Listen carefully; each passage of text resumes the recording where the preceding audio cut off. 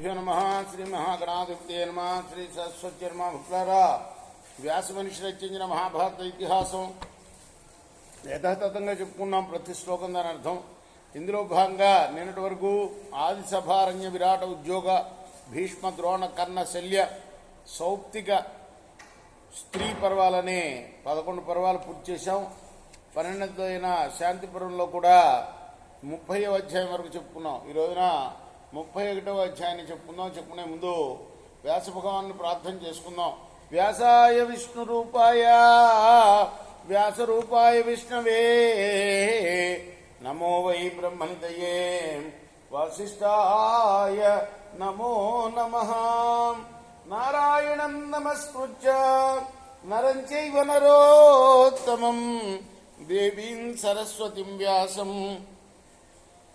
తతో జయముధీరయేత్. సమర్థ సద్గురు సాయినాథ్ మహారాజ్ కీ జై. ఈరోజు వ్యాస పూర్ణిమ కూడాను. వ్యాసుల వారి మహాభారతం మనం చెప్పుకున్నాం. మన సౌభాగ్యం ఇది.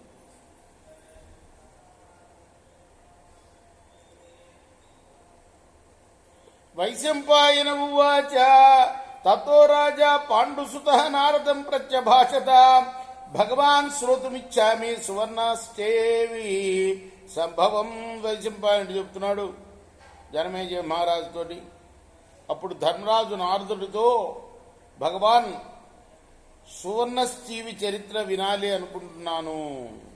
ఏవముక్తస్తు సముని ధర్మరాజేన నారదః ఆచచక్షేధావృత్తం సువర్ణశ్చీవినం ప్రతి. అలా అడగగానే ధర్మరాజు నారదుడు ఆ చరిత్ర అంతా కూడా సువర్ణశ్చీవి చరిత్ర చెప్పడం మొదలుపెట్టాడు. నారద ఉవాచ ఏవమే తన్మహాబాహో యథాయం కేశవో బ్రవీత్ కార్యస్యాస్యతో ఇచ్చేషం తత్తే వక్ష్యామి పృచ్చతః. మహాబాహో, కృష్ణుడు చెప్పిందంతా సత్యమయ్యా, మిగిలింది అడుగుతున్నావు, దాన్ని చెప్తాను విను. అహంచ ప్రవృతశ్చైవ స్వప్రియ మే మహాముని వస్తు కామావభిగతో సృంజేయం జయతాంబరం తత్రాహం పూజితౌ తేన విధిదృష్టేన కర్మణ సర్వకామై సుహితః నివసావోస్య వేస్మిని వ్యతిక్రాంతాసు వర్షాసు సమయే గమనస్య చ పర్వతో మాం ఉవాచేదం కాలే వజ్రమద్భవత్ ఆమావస్య నరేంద్రస్య గృహే పరమ పూజిత ఉచితౌ సమయే బ్రహ్మం తద్విచింతయ సాంప్రతం తతో అహమబ్రవం రాజన్ పర్వతం శుభదర్శనం పర్వతే సర్వతే మే తత్వయ విభో భాగినియోపపద్యతే. నేను మా మెనల్లుడు పర్వతుడు ఇద్దరం కూడా సురింజేయుడి దగ్గర ఉండాలనే ఉద్దేశంతో అతని దగ్గరికి వెళ్ళాము. అక్కడ మేమిద్దరం కూడాను యథావిధిగా పూజింపబడ్డాం. మా కోరికలు కూడా తీరుతున్నాయి. అతని భవనంలో నివసిస్తున్నాం. ఏళ్లు గడిచిపోతున్నాయి. మేము తిరిగి వెళ్ళిపోవాల్సిన సమయం కూడా ఆసనమైంది. అప్పుడు పర్వతుడు అర్థవంతంగా నాతో అన్నాడు, మనం ఇద్దరం పరమ పూజితమై ఈ రాజు ఇంట్లో ఉన్నాము. ఇప్పుడు అతనికి ఏదైనా శుభాన్ని మనం చెయ్యాలి. అప్పుడు నేను శుభదృష్టి గల పర్వతుడితో, అల్లుడా, ఇదంతా నీకు సముచితంగానే ఉంది. వరేణ చంద్యతాం రాజాలపదాం యజ్జతిచ్చతి ఆవయోస్తపసా సిద్ధిం ప్రాప్నోతి యది మన్యసే తత ఆహూయ రాజానాం సృంజేయం జయతాంబరం. పర్వతో అనుమతో వాక్యం వాచకురు పుంగవ ప్రీతో స్వోహో నృప సత్కారై భవదార్జవ సమృతై ఆవాభ్యాం అనుజ్ఞాతః పరం నృపరచంతయ దేవానామ విహింసాయాం న భవేన్మానుషక్షయం తద్గృహాణ మహారాజా పూజార్హో నౌమతో భవన్. ఈ రాజుకు ఏదైనా వరం ఇద్దాం, ఏది కోరితే అదే ఇద్దాం. నీవు తలుచుకుంటే మన తపస్సు చేత ఆ రాజు సిద్ధి పొందునుగాక. దానికి సంబంధించిన పర్వతుడు సృంజయ మహారాజుతో అన్నాడు, ఆర్జవంతో నీవు చేసిన సత్కారాలతో మాకు చాలా ప్రీతి కలిగింది. మేము నీకు అనుగ్రహం ఇస్తున్నాం, ఏదైనా వరం కోరుకో. దేవతలకు హింసింపరానిది, మానవుల వల్ల నశించనిది అయిన వరం కోరుకో మహారాజా. ఆ వరం మా వల్ల పొందు, చాలా ఇష్టుడివి మాకు నువ్వు. సృంజేయ ఉవాచ. అప్పుడు ఆ సృంజేయ మహారాజు, ప్రీతో భవంతో ఇది మే కృతమే తావతా మమ ఏష ఏవ పరోలాభ నివృత్తో మే మహాఫల. నాకు మీ వల్ల, నా పట్ల మీకు ప్రీతి కలిగింది, అదే చాలు నాకు. ఇంతకన్నా మహావరం ఏం కావాలి నాకు. తమేవం వాదనం భూయ పర్వత ప్రత్యభాష పృణీశ్వరాజన్ సంకల్పం ఎత్తే హృది చిరం స్థితం. ఇలా అంటున్న సంజయునితో మళ్ళీ పర్వతుడు అన్నాడు, రాజా నీ చిరకాల వాంఛేదైనా ఉంటే చెప్పవయ్యా. సృంజయ ఉవాచాభీప్సామి సుతం వీరం వీరవంతం దృఢవ్రతం ఆయుష్మంతం మహాభావం దేవరాజ సమజ్జితం. వీరుడు, బలవంతుడు, దృఢభద్రుడు, పూర్ణాయుర్దాయం గలవాడు, పుణ్యాత్ముడు, ఇంద్ర సమానమైన తేజస్సు గలవాడైన పుత్రుణ్ణి కోరుతున్నాను అన్నాడు. పర్వత ఉవాచ భవిష్యచ్చేషతే కామః నత్వాయుష్మాన్ భవిష్యతి దేవరాజాభిభూత్యర్థం సంకల్పో హ్యేషతే హృది ఖ్యాత సువర్ణశ్చేవీతి పుత్రస్తవ భవిష్యతి రక్షస్య దేవరాజాత్ సహరా దేవరాజ సముజ్జితః. తత్శ్రుత్వా సృజ్యో వాక్యం పర్వతస్య మహాత్మనః ప్రసాదయామాస తదా నైతదేవం భవేదితి ఆయుష్మాన్ మే భవేత్ పుత్రః భవతస్తపసామ్ని నచతం పర్వతం కించిదువాచేంద్రవ్య అపేక్షయా తమహం నృపతిం దీనం అప్రవం పునరేవ చ స్మర్తవ్యోస్మి మహారాజా దర్శయిష్యామి తే సుతం అహంతే దయితం పుత్రం పేతరాజవసంగతం పునర్దాస్యామి తద్రూపం ఆసుజ్య పృథివీపతే ఏవం ఉక్త్వా తు నృపతిం ప్రయాతో స్వయథైప్సితం సృంజయస్య యథా కామం ప్రవేశ స్వమందిరం.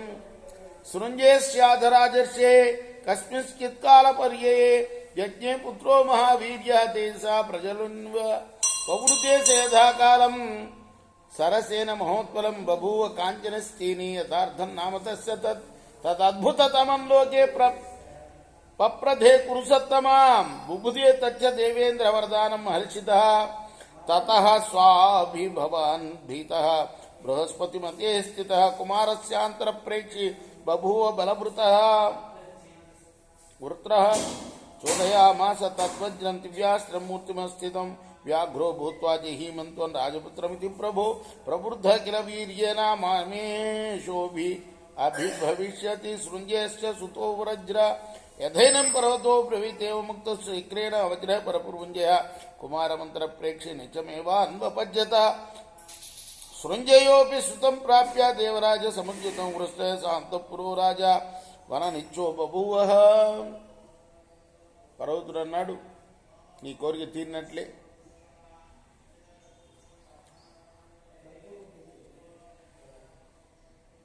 దేవేంద్రుని పరాభవించాలని నీ సంకల్పం కూడా మాకు తెలుసు. సువర్ణశ్చీవి అనే ప్రసిద్ధికి కొడుకు నీకు కలుగుతాడు. ఇంద్ర సమాన కాంతి గల కుమారుని దేవేంద్రుని నుండి రక్షించుకోవాలి. పార్వతిని మాట విని ఇది ఏ విధంగానైనా కాకుండా అనుగ్రహించండి అని బతిమాలాడు.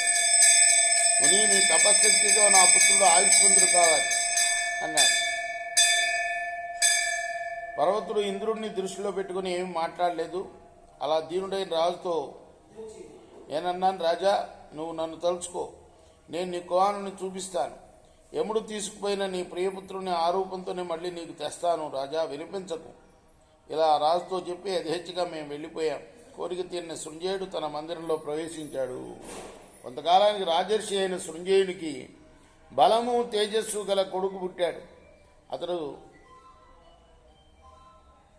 కాంచనశ్చీవి అయ్యాడు. అతని పేరు సార్థకమైంది. అంటే అతడు ఏవి విసర్జించినా అది బంగారం అయిపోయేదన్నమాట. అదనమాట ఆయన పేరు. అలా సార్థక నామధేయుడయ్యాడు. తదద్భుతమిజం లోకే ప్రభృత కురుసత్తమ.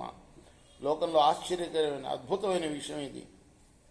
మహర్షి నుండి ఆ విధంగా వరం పొందినట్లు దేవేంద్రునికి తెలిసింది. తనకు పరాభవం జరుగుతుందనే భయంతో బృహస్పతి సలహాతో ఆ కుమారుల్లో దోషాన్ని వెతుకుతున్నాడు ఇంద్రుడు. ఇంద్రుడు నాడు తన వజ్రంతో వజ్రమా పర్వతుడన్నట్లు ఈ సృంజేని సుతుడు పెరిగితే తన వీర్యంతో నన్ను అవమానపరుస్తాడు. నువ్వు పులివై ఈ రాజకుమారుని చంపమన్నాడు. ఇంద్రుడు ఇలా చెప్పగానే ఆ వజ్రం రోజు ఆ కుమారుని వెంట తిరుగుతున్నది. అటు శృంజయుడేమో ఇంద్రుడు లాంటి పుత్రుని పొంది హాయిగా అంతఃపురంలో తన కాంతలతోటి నిత్యం వనాల్లో విహరిస్తూ ఉన్నాడు. తత్తు భాగీరథీ తీరే నిర్జనే వనే ధాత్రి ద్వితీయో బాల సహ క్రీడార్థం పర్యధావత. కొనాడు గంగా తీరంలో నిర్జన వనంలో దాదితో కలిసి తిరుగుతూ ఆ బాలుడు ఆట కోసం పరుగుపెట్టాడు. పంచవర్షక దేశీయ బాలో నాగేంద్ర విక్రమ సహసోత్పతితం వ్యాఘ్రం ఆససాద మహాబలం స బాలస్తేన నిష్పిష్ట వేపమానోర్నృపాత్మజా వ్యసుః పపాత మే దివ్యాం తతో ధాత్రి విచుకృషే హత్వాదు రాజపుత్రం సహ తత్రైవాంతరధీయత సాధ్విరో దేవరాజస్య మాయాంతర్హితస్తదా ధాత్యాస్తు నినదం శ్రుత్వా రథచ్చ ప్రమాతవత్ అభ్యధావత తందేశం స్వయమేవ మహీపతి సదర్శ శయనాంతం గతాసుం పీతశోణితం కుమారం విగతానందం నిశాకరమేవచ్చతం సముత్సంగమారోప్య పరిపీడిత మానసః పుత్రం రుధిర సంసిక్తం పర్యదేవ యథాతుర తతస్థా మాతరస్తస్య రోదత్యః శోకకర్షితాభ్యధావంత తందేశం యత్ర రాజా ససృంజయ తతః స రాజా సస్మారామావేగతమాసః తతాహం చిత్రం జ్ఞాత్వా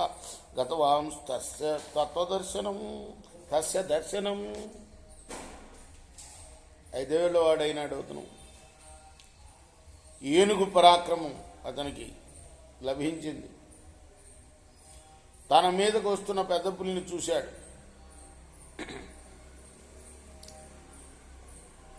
రాజకుమారుని ఆ పులి పిండి పిండి చేసింది. వెంటనే అతను ప్రాణాలు విడిచి నేల మీద పడ్డాడు. దాది వెంటనే పెద్దగా అరిచింది. రాజకుమారుని చంపి ఆ పులి దేవేంద్రుని మాయ వల్ల అక్కడే మాయమైపోయింది.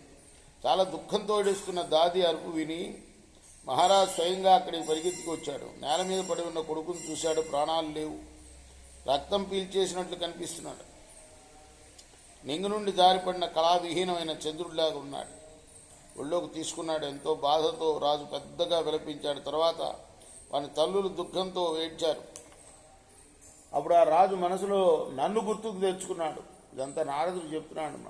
అతను నన్ను తలుచుకున్నానని తెలిసి నేను అతని దగ్గరికి వెళ్ళాను. మయైతాని చ వాక్యాన్ని శ్రావిత శోకలాలస యావితే యదు వీరేణ కథితాని మహీపతే.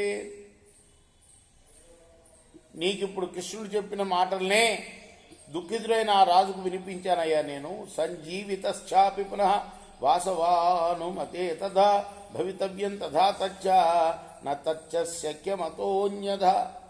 ఇంద్రుడి అనుమతితో అతను పునర్జీవితుడయ్యాడు. ఇది అలా జరగవలసి ఉంది. మరొక విధంగా చేయటం ఎవరితరం? తత ఊర్ధ్వం కుమారస్తు స్వర్ణస్తేవి మహాయశ చిత్తం ప్రసాదయ మానస పితుర్మాతుస్య వీర్యవాన్. ఆ తర్వాత మహా యశస్వి వీర్యవంతుడైన కుమారుడు సువర్ణస్త్రీని తల్లిదండ్రుల మనసుకు సంతోషం కలిగించాడు. సువర్ణస్త్రీని ఆ తర్వాత మళ్ళీ పునర్జీవితుడై తల్లిదండ్రులిద్దరికి కూడా సంతోషాన్ని కలిగించారు. కారయామాస రాజ్యం చ పితరి స్వర్గతే నృపవర్షానా శతమేకం చ సహస్రం భీమ విక్రమ. స్వర్గతుల్యుడయ్యాక సువర్ణశ్రీని 1100 సంవత్సరాలు రాజ్యం చేశాడు.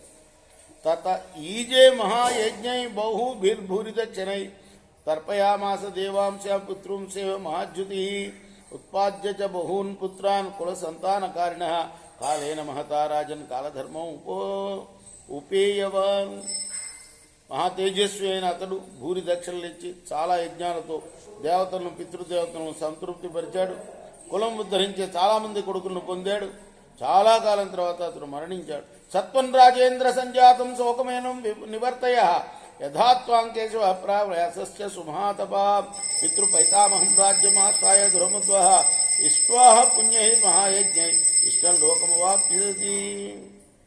రాజేంద్ర, నీకు కలిగిన శోకాన్ని కేశవుడు కృష్ణ భగవానుడు వ్యాస మహర్షి చెప్పినట్లు తొలగించుకోవయ్యా ధర్మరాజా. తండ్రి తాతల నుండి వచ్చిన రాజ్యాన్ని పొంది ఏలుకో. పుణ్యప్రదాలైన మహాయజ్ఞాలు చేయి, ఇష్టమైన లోకాలు పొందుతావు నువ్వు అన్న నారదుడు చెప్పాడు ధర్మరాజుతో. ఇదంతా కూడా ఇది శ్రీ మహాభారతి శాంతి పర్వణి రాజధర్మానుశాసన పర్వణి స్వర్ణశ్చేవి సంభవోపాఖ్యాని 39వ ఇది వ్యాస మహర్షి రచించిన మహాభారత ఇతిహాసంలోని శాంతి పర్వంలోని 31వ అధ్యాయం. రేపు మనం 32వ అధ్యాయం చెప్పుకుందాం. కృష్ణార్పణమస్తు. సాయి కృష్ణార్పణమస్తు. స్వస్తి ప్రజాభ్య పరిపాలయంతాం న్యాయేన మార్గేణ మహిమహింసా గోబ్రాహ్మణేభ్యः శుభమస్తు. లోకాः సమస్తాः సుఖినో భవంతు. కృష్ణార్పణమస్తు. సాయి కృష్ణార్పణమస్తు.